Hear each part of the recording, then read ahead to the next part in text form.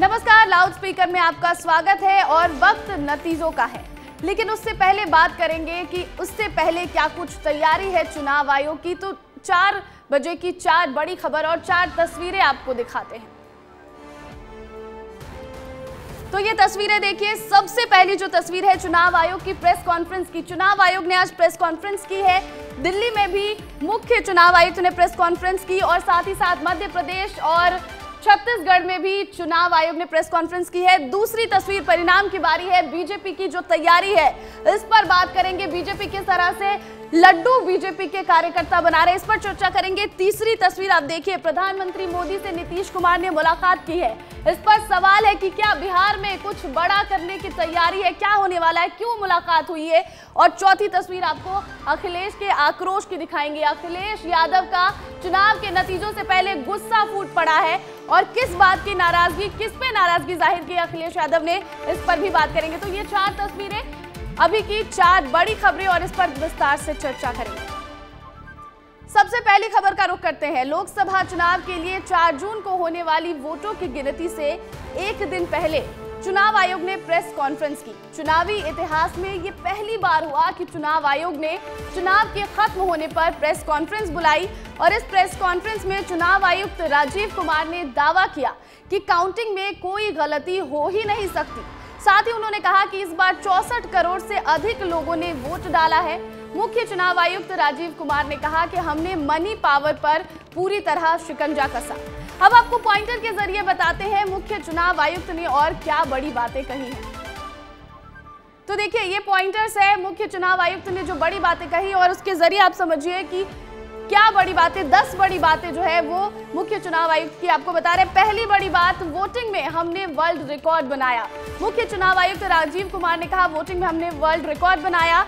कुल 64 करोड़ 2 लाख लोगों ने मतदान किया है, जिसमें 31 करोड़ 2 लाख महिलाओं ने वोट डाले हैं। और मुख्य चुनाव आयुक्त ने यह भी महिलाओं को, जो महिला मतदाता है उन्हें स्टैंडिंग ओवेशन भी दिया इस दौरान। साथ ही साथ उन्होंने कहा कि जम्मू कश्मीर में खूब वोट पड़े। जम्मू कश्मीर के लोग ने जमकर वोटिंग की। घाटी में 51.05% मतदान हुआ। मुख्य चुनाव आयुक्त की जो बड़ी बातें प्रेस कॉन्फ्रेंस की, मनी पावर पर शिकंजा कसा गया इस दौरान। और साथ ही साथ उन्होंने कहा कि हर जगह चेकिंग की गई। 495 यानी कुल 90% शिकायतों का निपटारा किया गया और किसी तरह की कोई हिंसा किसी भी राज्य में नहीं हुई। और आखिरी बड़ी बात उन्होंने कही कि 39 जगहों पर दोबारा चुनाव हुए। 2019 में 500 से ज्यादा जगहों पर चुनाव हुए थे, लेकिन इस बार केवल 39 जगहों पर। क्या कुछ कहा उन्होंने, आपको सुनाते हैं। जो रूल कहता है वो क्लियर कहता है कि postal ballot counting will start first. So on all centres in the country it will start first, no doubt about it. After only half an hour would start the EVM counting. So there are 3 countings which are happening simultaneously. तो मध्य प्रदेश, छत्तीसगढ़ में भी नतीजों को लेकर तैयारियां पूरी कर ली गई हैं। भोपाल और रायपुर में राज्य निर्वाचन आयोग की प्रेस कॉन्फ्रेंस हुई आज और जिसमें मतगणना को लेकर तैयारियों की जानकारी दी गई। प्रातः 8 बजे प्रारंभ होगी। पोस्टल बैलेट्स की गिनती 29 जिला मुख्यालय जहां पे आरओ हैं वहां पे की जाएगी। बाकी जगहों पे पोस्टल बैलेट की गिनती नहीं होगी। गर्मी को देखते हुए काउंटिंग सेंटर्स पे छाया की व्यवस्था, पीने के पानी की व्यवस्था और काउंटिंग हॉल के अंदर कूलर की व्यवस्था और कुछ जगहों पे कलेक्टर्स ने अपने स्तर पे एसी वगैरह की व्यवस्थाएं भी की हैं। कल लोकसभा निर्वाचन 2024 हेतु समस्त 11 लोकसभा क्षेत्रों में मतगणना 8 बजे से प्रारंभ होगी और सभी 11 लोकसभा क्षेत्रों की मतगणना, जो लोकसभा क्षेत्र के अंतर्गत 33 जिला मुख्यालय आते हैं, वहाँ प्रत्येक विधानसभा क्षेत्रों की मतगणना हेतु पृथक हॉल में मतगणना व्यवस्था मतगणना केंद्रों में की गई है। तो मध्य प्रदेश और छत्तीसगढ़ में मतगणना को लेकर क्या कुछ तैयारी है, इस पर अपडेट देने के लिए श्याम सिंह तोमर हमारे साथ भोपाल से और रवि मेरी रायपुर से लाइव जुड़ गए। माफ कीजिएगा, रोहित मिश्रा है हमारे साथ। श्याम, क्या कुछ तैयारी है? अभी अभी हमने चुनाव आयोग की प्रेस कॉन्फ्रेंस भी देखी, तैयारियों पर विस्तार से बताया उन्होंने, लेकिन आप बताइए हमारे दर्शकों को कि क्या तैयारी और जो पुलिस प्रशासन है वो कितनी इस वक्त संजीदा है इसको लेकर? देखिए, बिल्कुल सबसे बड़ा सवाल यही है कि सुरक्षा व्यवस्था चाक चौबंद की गई है और दूसरा जो है तैयारी इस बात को लेकर की गई है कि पॉलिटिकल पार्टीज़ किसी तरह का आरोप न लगाने पाएँ, तो उसके लिए कैमरों की व्यवस्था है और सुरक्षा व्यवस्था के लिए 3 लेयर की व्यवस्था की गई है, जिसमें केंद्रीय सुरक्षा बल रहने वाले हैं, इसके अलावा राज्य पुलिस का बल रहने वाला है और इसके अलावा SPF वो भी रहने वाला है। इसके साथ साथ में हर स्तर पर कैमरे लगाए गए हैं ताकि कांग्रेस, बीजेपी या अन्य दल आरोप न लगाने पाएँ कि यहाँ धांधली हुई है, गड़बड़ी हुई है। खास बात यह है कि उन लेयर्स में उन्हीं को जाने दिया जाएगा जिनको जो है पासेस जारी किए गए हैं, चाहे वो पॉलिटिकल पार्टीज़ के एजेंट हों, चाहे जर्नलिस्ट हों, चाहे वो जो पदाधिकारी काउंटिंग और उसमें लगे हुए हैं वो हों। तो चाक चौबंद व्यवस्था है। दूसरी बड़ी बात, क्योंकि मौसम को लेकर बड़ी अनिश्चितता है, कभी गर्मी तीखी होती है, कभी बारिश होती है, तो उसके लिए भी चुनाव आयोग ने विशेष व्यवस्था की है। मेडिकल टीमें बैठाई गई हैं, छोटे छोटे अस्पताल भी खोले गए हैं ताकि किसी तरह की भी आपात स्थिति से तत्काल मुकाबला किया जा सके। बिल्कुल, अब हमारे साथ रोहित मिश्रा भी जुड़े हुए हैं, उनका रुख करूंगी मैं। रोहित, छत्तीसगढ़ में क्या कुछ तैयारी है इलेक्शन कमीशन की तरफ से चुनाव को लेकर? जो काउंटिंग होनी है कल, क्या कुछ तैयारी? बिल्कुल, देखिए कई चरणों पर ये तैयारी की गई है। सबसे पहले तैयारी जो इस प्रकार है कि मतगणना कक्ष के अंदर क्या कुछ रहेगा, तो मतगणना कक्ष के अंदर लगभग जो है वो तमाम पार्टियों के प्रतिनिधि जो है मौजूद रहेंगे। इसके अलावा मतगणना अधिकारी, रिटर्निंग ऑफिसर, सहायक रिटर्निंग ऑफिसर, गणना अधिकारी जो है वो मौजूद रहेंगे और लगभग जो मतगणना में सम्मिलित होने वाले हैं उन जैसे कम से कम 7,000 कर्मचारियों की ड्यूटी लगाई गई है। इसके अलावा सहायक रूप में पुलिस बल की अलग मौजूदगी रहेगी। इसके अलावा तमाम और अन्य कर्मचारी जो है वो निर्वाचन में मतगणना के दिन काम करते हुए नजर आएंगे। सबसे पहले अगर बात की जाए तो सुरक्षा को लेकर सुरक्षा पे 3 स्तर की सुरक्षा लगाई गई है। पहले जिला स्तर पे सुरक्षा लगाई गई है, जिला स्तर के जवान जो है वो तमाम मौजूद रहेंगे। दूसरे पे राज्य सशक्त बल के जवान मौजूद रहेंगे और तीसरे पर RPF के, CRPF के जो जवान हैं वो मौजूद रहने वाले हैं। इसके अलावा जो CCTV सर्विलेंस है वो CCTV सर्विलेंस पूरे परिसर पर लगाया गया है, बाहर भी स्क्रीनिंग की जा रही है। इसके अलावा अगर बात किया जाए तो निर्वाचन के अधिकारी के जो कक्ष है उस कक्ष पे भी एक CCTV सर्विलेंस का स्पॉट दिया गया है। इसके अलावा निर्वाचन आयोग ने इस बार नई पहल की है। नई पहल इस प्रकार से की है कि जो निर्वाचन के रुझान आते थे उन रुझानों को शहर के मध्य पे कई जगहों पर LED स्क्रीन लगाई गई है। उस LED स्क्रीन के माध्यम से जो रुझान आएंगे शुरुआती दिनों पर उसको जो है वो प्रस्तुत किया जाएगा। निर्वाचन तो इलेक्शन कमीशन ने तो साफ कर दिया है कि पूरी तैयारी कर दी गई है, लेकिन श्याम, जो लड़ाई और या फिर हम कहें कि आपसी जो तालमेल नहीं बन पाता, कई बार जो कार्यकर्ता है वो आपस में भिड़ जाते हैं, उसके लिए क्या कुछ तैयारी है कि जो कार्यकर्ता है वो आपस में ना भिड़े? देखिए, पॉलिटिकल पार्टी, इसके एजेंट और इसके अलावा जो कार्यकर्ता हैं आपस में न भिड़ें, इसके लिए ही ये त्रिस्तरीय व्यवस्था कायम की गई है। क्योंकि केंद्रीय सुरक्षा बल की टोलियां रहेंगी, वो लगातार कंट्रोल करने की स्थिति में रहेंगी और ये कि कोई विशेष अवसर है तो उनको बल प्रयोग करने की भी शक्ति रहेगी। तो किसी भी सिचुएशन को डील करने के लिए बिल्कुल तत्पर है चुनाव आयोग। साथ में एक बात और उन्होंने किया है कि क्रिस्टल क्लियर हम दिखना चाहते हैं और काम भी वैसा ही हो रहा है, ये भी दिखाना चाहते हैं। तो उसके लिए CCTV का जो है लगातार मॉनिटरिंग रहने वाली है, कोई भी कभी भी देख सकता है, उसके लिए भी स्क्रीन लगाए जाएंगे।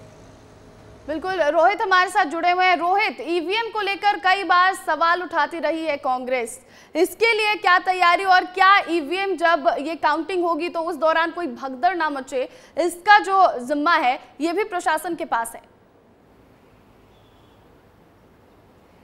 बिल्कुल, देखिए EVM को लेकर भी तैयारी की गई है और इसके लेकर विशेष कैमरा, फोटोग्राफी, वीडियोग्राफी जो है वो की जाएगी। इसके अलावा जो CCTV सर्विलेंस है वो भी किया जाएगा। जब कक्ष से, स्ट्रांग रूम के अंदर से मतगणना कक्ष तक CCTV EVM आएगा तो उस दौरान CCTV से नज़र रखी जाएगी। इसके अलावा वहाँ पर जब वो कर्मचारी उस EVM को उठाएंगे और कक्ष तक पहुँचाएंगे तब वीडियोग्राफी भी पूरे प्रक्रिया की जो है वो की जाएगी ताकि किसी भी तरीके से भ्रम न फैलाया जा सके। और जो कांग्रेस लगातार EVM को लेकर सवाल उठाती है तो वो सवाल जो है वो ना उठा पाए, और इसके लिए जो 17C फॉर्म 17C दिया जाता है उसको भी जो है मिलान करने को कहा गया है कि आप प्रत्येक राउंड के बाद में जो निर्वाचन के अधिकारी है उनसे मिलान कीजिए, ताकि आपके मन पे भी जो ईवीएम की शंका है वो दूर रहे, और किसी भी तरीके से जो ईवीएम को लेकर कहा जाता है कि उसको ईवीएम से छेड़छाड़ की जाती है वो बात ना आए। तो इसी तमाम तरीके से जो तैयारी है वो की गई है। इसके अलावा जो स्ट्रांग रूम है उसको जो है अभी पिछले दिनों देखा गया था कि तमाम राजनीतिक पार्टियों के प्रतिनिधि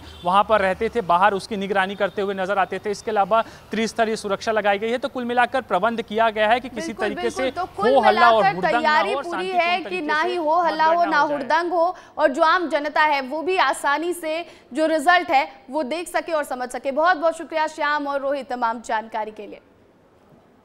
तो लोकसभा चुनाव के नतीजों से पहले इंडिया गठबंधन और एनडीए दोनों ही दल अपनी अपनी जीत का दावा कर रहे हैं, लेकिन समय समय पर दोनों ही दलों ने चुनाव आयोग के सामने अपनी चिंताएं भी जाहिर की हैं। ऐसे में एक बार फिर दोनों ही दल के नेता चुनाव आयोग से मिलने पहुंचे थे। इस दौरान किसने क्या मांग की है, इस रिपोर्ट में देखिए।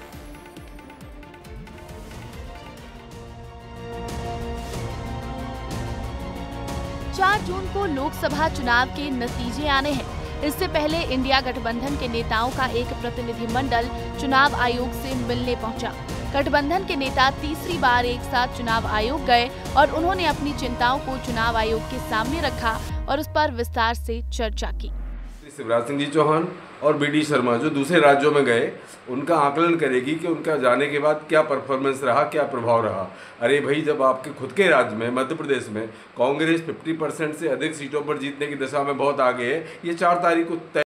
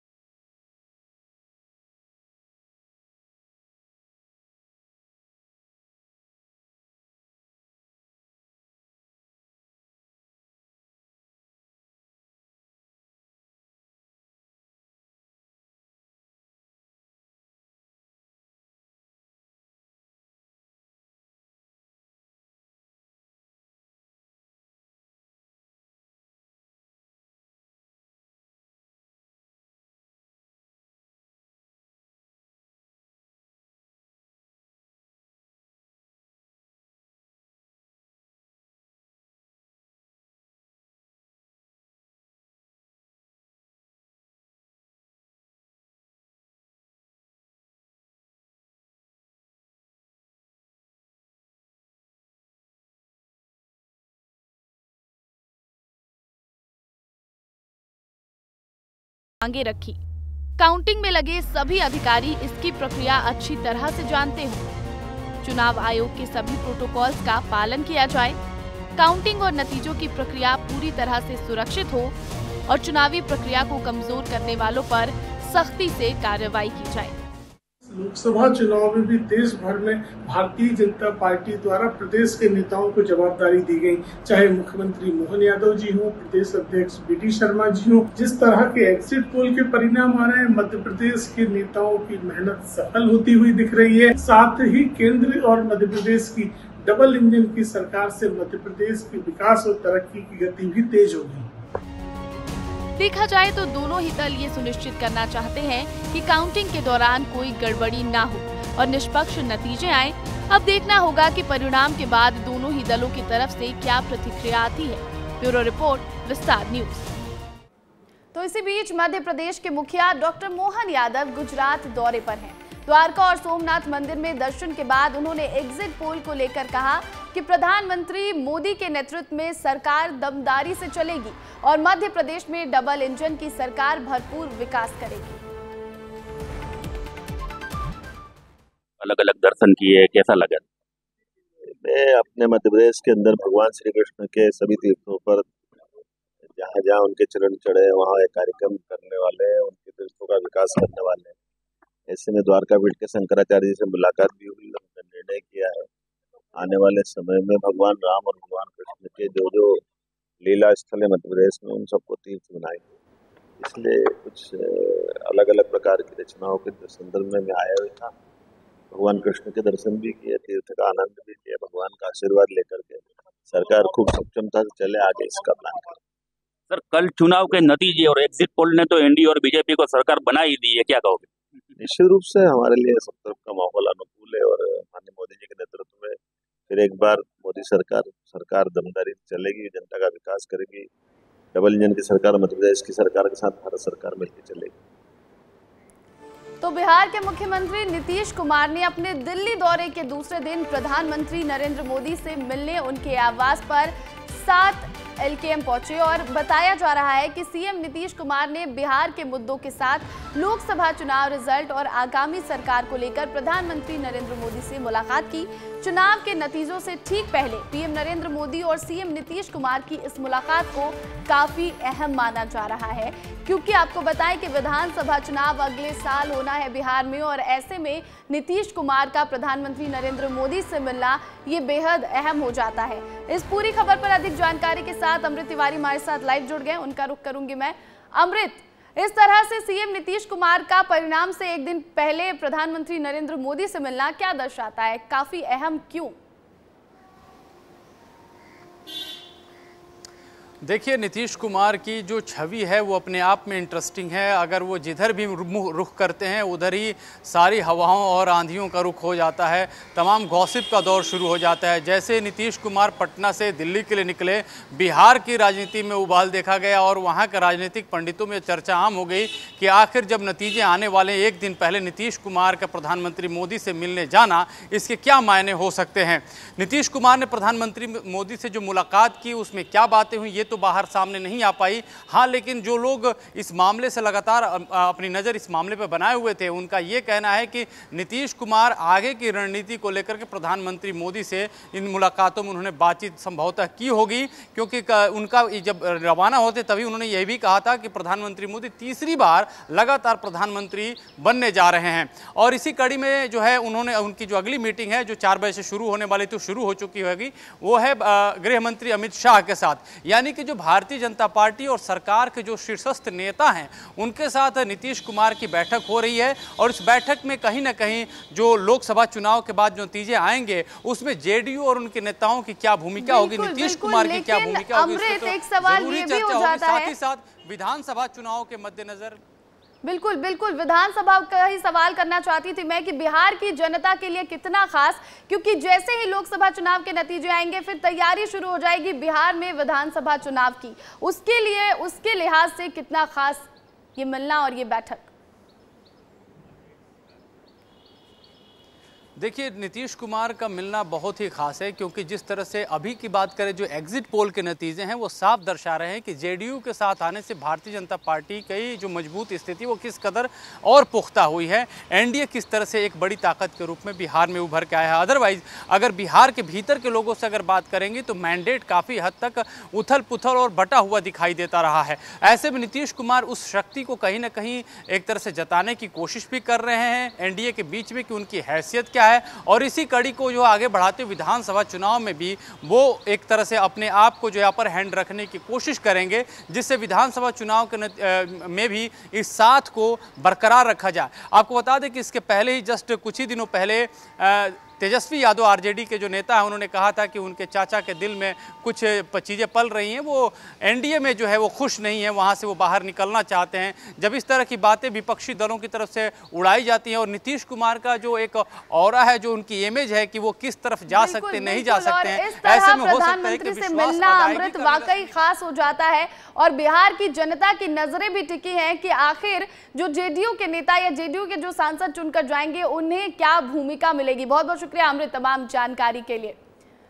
तो देखिए, 4 जून को लोकसभा चुनाव 2024 के चुनाव परिणाम आने से पहले सपा अध्यक्ष अखिलेश यादव भी भड़के हुए नजर आए। मीडिया को संबोधित किया उन्होंने और इस दौरान इलेक्शन कमीशन और बीजेपी सरकार पर जमकर निशाना साधा। जितनी ऊंचाई पर जाकर कटती है पतंग, उतना ही बड़ा होता है उसका पतन। भाजपा कई दोषों के लिए जिम्मेदार है। सामाजिक रूप से भाजपा ने देश में सौहार्द बिगाड़ा व भाईचारा खत्म किया। आर्थिक रूप से इलेक्टोरल बॉन्ड का ऐतिहासिक भ्रष्टाचार किया। इलेक्टोरल बॉन्ड के माध्यम से पैसा कमाने के लिए मुनाफाखोरी को बढ़ावा दिया। फॉर्म 17C की कॉपी एजेंटों के पास है, लेकिन उसमें ये भी जानकारी होनी चाहिए आपको कि 17C एजेंट के दस्तखत नहीं होते हैं, लेकिन एजेंट के पास वो फॉर्म 17C होता है, उसे जानकारी होती है कितना वोट पड़ा है। ये हमारी पार्टी के कार्यालय में हमारे पास पूरे हैं। तो लोकसभा चुनाव के परिणाम से पहले बीजेपी और कांग्रेस दोनों में काफी उत्साह है, दोनों अपनी जीत को लेकर आश्वस्त हैं। ऐसे में जबलपुर में भी चुनाव परिणामों को लेकर बीजेपी काफी उत्साहित नजर आ रही है। बीजेपी के कार्यकर्ता सैकड़ों किलो लड्डू बना रहे हैं। कल परिणामों के साथ ही मिठाई वितरण भी शुरू कर दी जाएगी। बीजेपी विधायक अभिलाष पांडे भी कार्यकर्ताओं के साथ लड्डू बनाते नजर आए। दोनों हाथ में लड्डू और सर कढ़ाई में, ये कहावत तो आपने ज़रूर सुनी होगी, लेकिन लोकसभा चुनाव के परिणामों को देखते हुए इस समय बीजेपी कार्यकर्ता खुद को कुछ ऐसा ही महसूस कर रहे हैं। और यही वजह है कि चुनाव परिणाम आने के पहले ही बीजेपी के कार्यकर्ताओं ने जश्न की तैयारी कर ली। और इस समय मेरे साथ मौजूद हैं बीजेपी के उत्तर मध्य विधानसभा क्षेत्र से विधायक अभिलाष पांडे, जो इस समय अपने दोनों हाथों में लड्डू बना रहे हैं, घी भरे उनके लड्डू। और जैसा कि मैंने कहा कि सर कढ़ाई में, कहावत गलत नहीं की मैंने। देखिए, ये तो खुशी है और उत्सव है कि जनता की जब हम सेवा करते हैं और जनता का विश्वास जब हम सबको मिलता है, तब निश्चित तौर पर मन प्रफुल्लित हो उठता है। आज ये दोनों हाथ में जो आप लड्डू देख रहे हैं, ये जनता के लिए ही बनाए जा रहे हैं। एक दिन कम पड़ेगा, इसलिए एक दिन पहले से ही ये अभियान चल रहा है। आज पूरे दिन और रात भर हम मिठाई बनाएंगे। कल गर्मा गर्म सुबह से जलेबियाँ भी बनाएंगे और जनता को रुआवजा भी पिलाएंगे। लेकिन जनता के लिए जो जनता ने आशीर्वाद दिया है, उससे उनका मुंह मीठा कराने का उत्सव हम करने वाले हैं। परिणाम तो आए नहीं, अभी खाली एग्जिट पोल है। विश्वास है, अति विश्वास। परिश्रम जब पूरे मनोयोग के साथ किया जाता है तो परिणाम सुखद और अनुकूल ही आते हैं।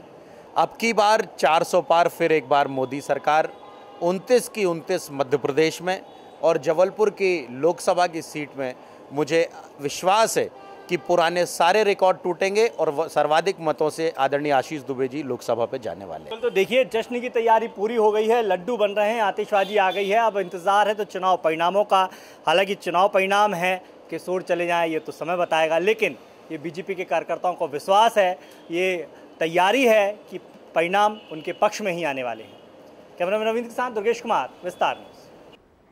तो चुनाव के परिणाम का इंतजार केवल प्रत्याशियों और पार्टियों को ही नहीं बल्कि आम जनता को भी है। इसीलिए आपको बता दूं कि विस्तार न्यूज पर आप देख सकते हैं 4 जून को सबसे तेज और सबसे सटीक नतीजे। तो देखना मत भूलिएगा विस्तार न्यूज। और फिलहाल इस बुलेटिन में इतना ही, मुझे दीजिए इजाजत।